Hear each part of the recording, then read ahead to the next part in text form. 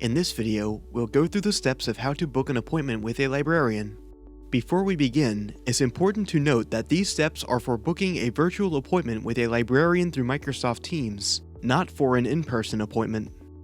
First, navigate to the library page on TechLink, which can be located on the left side menu here. On the library homepage, scroll down and locate the Book Now button under the Contact Us column.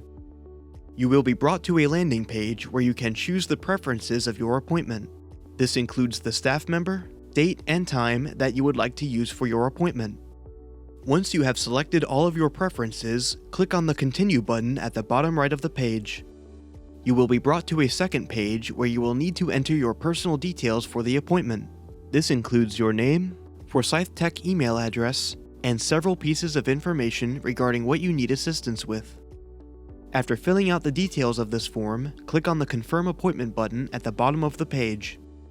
Once you have booked your appointment, you will receive a confirmation email from LibCal that contains a meeting link to it. Lastly, if you are unable to attend your appointment, please use the cancel link that is provided in the confirmation email.